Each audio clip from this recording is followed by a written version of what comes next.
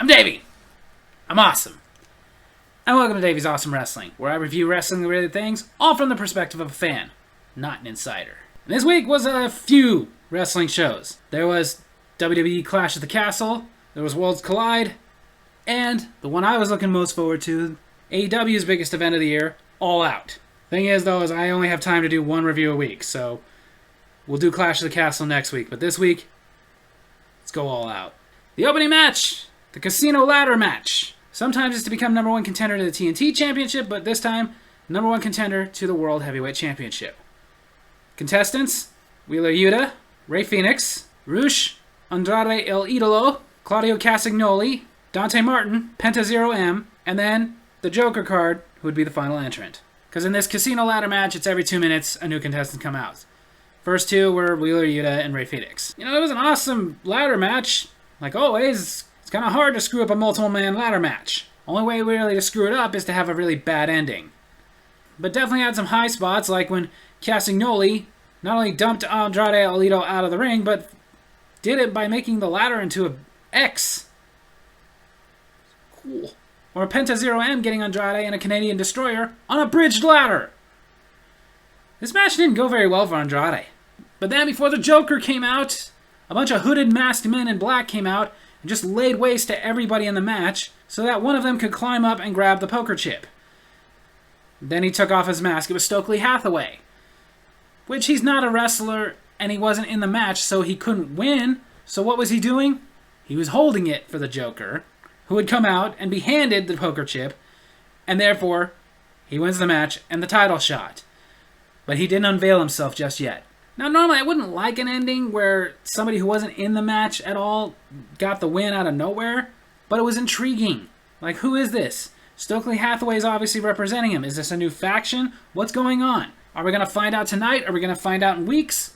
Who knows? So with the action in this match, plus a story being built up, easily give this one a 4 out of 5. Yeah!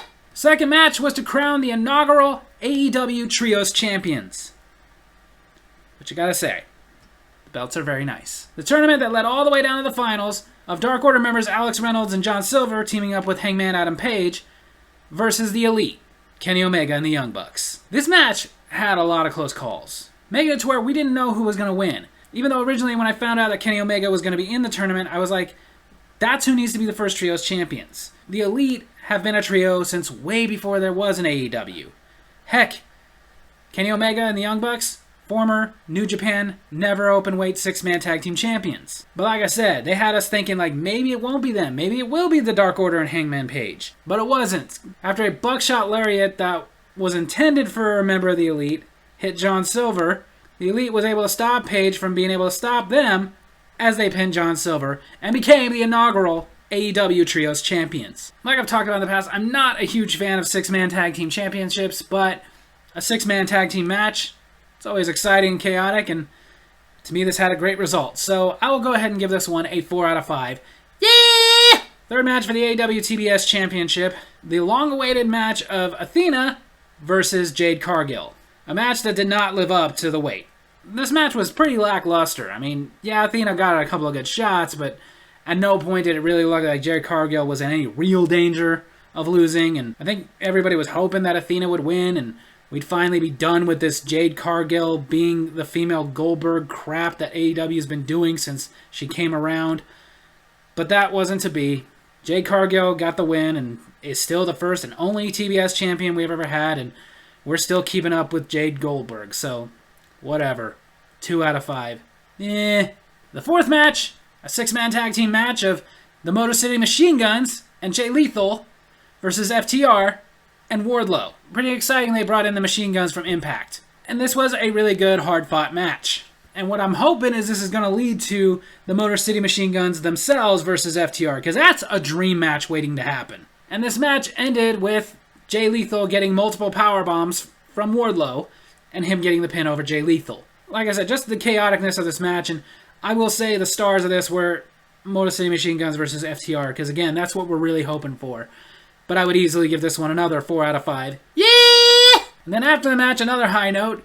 Sanjay Dutt, who's been poking fun at Dax Hardwood's daughter Finley, turning the phrase "a fight like an 8-year-old girl" into "fight like an 8-year-old brat," which incredibly heelish thing to do, to pick on a girl who fought and overcame a heart condition. Whatever. She got hers as she fought like an 8-year-old girl, beating up Sanjay Dutt at the end of the match. It was fun. Then the grudge match of Powerhouse Hobbs versus Ricky Starks. As we know, ever since Ricky Starks had lost the FTW title to Hook, Powerhouse beat him up right afterwards, and they've been feuding ever since. We were finally getting this match. And it was good, but it wasn't what I was hoping for. It wasn't as good as I expected it to be. I don't know if that's from time constraints or what. It just kind of fell a little short of what I was hoping for, but still very good. And I was glad with how it ended. I was honestly expecting him to do the happy ending of Starks winning, because he's the babyface in this, and Hobbs is the heel.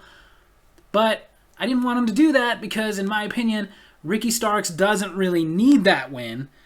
Hobbs does. And he won with his devastating spine buster. And I'm glad about that because I could really see this guy going somewhere with a couple of big wins. Like, I could see in the very near future him either being the All-Atlantic or TNT champion. And in the distant future, I could see him being the Monster Heel champion. I'm a big fan of Powerhouse Hobbs. But like I said, I was expecting a little bit more. So I could really only give it a 3, but a solid 3 out of 5. Yeah! Then for the AEW Tag Team Championships. Swerve in Our Glory, Swerve Strickland and Keith Lee, defended their titles against the Acclaimed, Anthony Bowens and Max Caster, with Billy Gunn at their side. This was another good tag team match with a lot of close calls, and honestly didn't end the way I expected it to. I really thought that with the buzz going on with Acclaim right now, that they were going to win the tag team titles, but they didn't.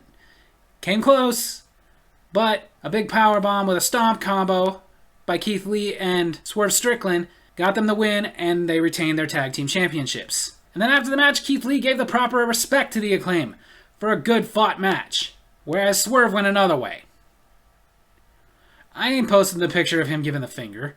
Like I said, good match. Very good. Just not quite good enough to get a 4 in my opinion, but again, solid 3 out of 5. Yeah! Then the 4-way match for the interim AEW Women's World Championship. As we know, Thunder Rosa, the current champion, got injured, cannot defend the title, so they're holding this up as an interim championship. Because that's apparently how AEW is just going to do things. They've done it with the TNT Championship, they've done it with the World Championship, now they're doing it with the Women's Championship. I really do hope that in the future they stop this and get on board with what pretty much every other company does, which is if you can't defend it, you vacate it, and when you come back, you get a shot at the title. But whatever, for right now, Interim World Women's Championship. The contestants, former champion Hikaru Shida, Toni Storm, Jamie Hayter, and former champion Dr. Britt Baker. DMD. The 4 women being in this match, it was really great. Can't take away anything from it. And honestly, I didn't know how it was going to go. The only person I really didn't think was going to win is Jamie Hayter, because I really don't look at her as being at that level yet. I figured it was going to be one of the 3, Hikaru Shida, Toni Storm, or Dr. Britt Baker, DMD. But I didn't know which one it was going to be. Were they going to go with Shida, who was a former champion for quite a while, held the title in the women's division together during the pandemic? Were they going to go with Britt Baker, the longest reigning and best champion they've had so far? Or were they going to go with the one who was supposed to challenge Thunder Rosa in the first place, Toni Storm? Yes, they went with that one. Which any one of those 3 winning was fine by me. And it was a great match, very chaotic. Again, 4 very talented women wrestlers, you couldn't go wrong. This one easily gets a 4 out of 5. Yeah! Then, a very awaited grudge match. Christian Cage versus Jungle Boy. As we know, this rivalry is very heated. Christian Cage taking shots at Jungle Boy's dead father, Luke Perry. And in retaliation, Jungle Boy taking shots at Christian Cage over his bitter divorce that he's going through. Luchasaurus seemingly turning on Jungle Boy, but then it turning out to be a work as he was turning on Christian Cage. So this match we've been highly anticipating. But in the beginning of the match, before Jungle Boy even got to the ring, Luchasaurus came out and chokeslammed him onto the steel gird right there on the entrance. Turns out that Luchasaurus turning on Christian and going with Jungle Boy was all a work. So by the time they got him into the ring and the bell rang, Jungle Boy was seriously hurt. Wasn't much he could do. He put up an effort against Christian, but a spear and a kill switch later, Christian wins. Again, we got the build up for this match and then it ended this way, but I'm okay with it because obviously this means that they're not done. that they're still building up to a huge match, which hopefully they don't give away for Dynamite. They save it for Full Gear in November. But whatever to do, this was actually awesome. I can't really grade it as far as a match because it wasn't really much of a match. It was 2 moves. But the story being told by a master storyteller like Christian Cage, because you know he's behind the creative on this, I would easily give this another solid 3 out of 5. Yeah! Then, a dream match. Lionheart Chris Jericho versus the American Dragon, Bryan Danielson. Didn't disappoint. A great match. An instant classic match between 2 of the best. And we kind of figured it was going to end one of 2 ways. Bryan Danielson was going to pull out the victory at the last minute, or Chris Jericho doing something dastardly. Well, they went with the latter. Chris Jericho did a low blow on Bryan Danielson, followed by a Judas Effect elbow, and got the win. So maybe this isn't done. Maybe they'll have another classic. Who knows? We'll see. But for right now, this one gets the first 5 out of 5. Then the House of Black, Malachi Black, Brody King, and Buddy Matthews versus the team of Miro, Sting, and Darby Allin. It was good. It was a lot of chaos, a lot of back and forth. And honestly, the ending surprised me because I really figured that House of Black was going to win, but that wasn't be the case when Sting was the one that spit Black Mist into Malachi Black's eyes for a change, allowing Darby Allin to get the roll-up and the win. And I like how after the match, the storytelling didn't end as Miro refused to go celebrate with Sting and Darby Allin. So, easily would give this one a 3 out of 5. Yeah! Then the main event for the AEW World Heavyweight Championship, CM Punk against Jon Moxley. Awesome match. What we were expecting from the first one, which I will say, with the first one, I wasn't a fan of it at the moment. Kind of felt it killed a little of the momentum going into this match, but turned out not to be the case. It actually all worked very well together. The drama, the back and forth, the excitement. Blood. And of course, Moxley working the foot of CM Punk. The surgically repaired foot. But it ended after a second GTS, Punk reclaiming his championship. And then for more out of drama, we found out who the Joker was from the beginning of the night. As it turned out to be MJF. Someone who's had a big rivalry with CM Punk in the past, who a few months ago left AEW on a tangent, is now back, and he is the #1 contender. Is he going to take the title from Punk? We don't know. Are they going to have another classic match? More than likely. This match, for everything exciting that it encompassed, gets another 5 out of 5. Yeah! So AEW All Out 2022 overall was a really good pay-per-view. Wasn't as good as the last year's, wasn't the best pay-per-view they've put on this year, but still really, really fantastic and very much worth watching. And it's this kind of pay-per-view that makes me laugh at people who say that, oh, AEW is no threat to WWE, WWE doesn't care about them, not concerned. If they're not concerned, why did they schedule 2 events for the same weekend as All Out, their biggest pay-per-view? They're definitely looking at them as competition. It's obvious. And it's obvious as to why. Almost every match on this card was really good. There was only one match I didn't like that I gave a 2. The other matches, even the ones that weren't what I had hoped for, were still good.